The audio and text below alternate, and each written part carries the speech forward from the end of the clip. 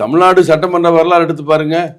கிரிமினல்னு முன்னாள் முதல்வர் ஜெயலலிதா அம்மா முன்னாள் முதல்வர் கலைஞர் அவர்களை எத்தனை முறை கிரிமினல் சொல்லியிருக்காங்க.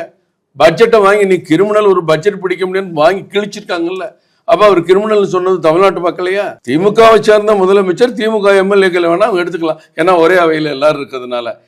இதெல்லாம் நீங்க எனக்கு உடம்பு சரியில்லை, எனக்கு குளிர்து, எல்லாரும் என் மேல படுத்துங்கிற மாதிரி உனக்கு அரசியல் பிரச்சனையை நீ தாக்கு பிடிக்க முடியாம தமிழ்நாட்டில் இருக்க அன்றாட பிரச்சனைகளை மூடி மறைக்கிறதுக்கு மக்கள் தினசரி திமுக மேல ஏற்பட்டிருக்கக்கூடிய வெறுப்பு படிப்படியாக உயர்ந்து கொண்டே இருக்கிறதே.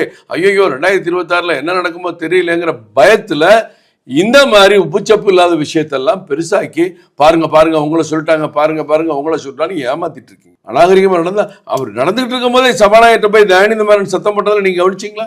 அவர் கூப்பிட்டு சொன்னாரு இவரை உடனே வெளியேற்றுறதுக்கு என்ன பண்ணணும் பாருங்கன்னு, இவர் மேல நடவடிக்கை எடுக்கணும்னு. அப்ப கண்ணாபின்னு போய் உங்க இஷ்டத்துக்கு கத்துவீங்க. ஒரு ஆள் போனா 2 ஆள் போனா கத்துவீங்களா? ஏதோ கூட 10-20 பேர் இருக்காங்கிறதுக்காக கத்திட்டு இருக்கீங்க. சபையை என்னைக்கு நீங்க நடக்க விட்டுருக்கீங்க? என்னைக்கு தமிழ்நாட்டு மக்களுக்காக நீங்க பேசியிருக்கீங்க?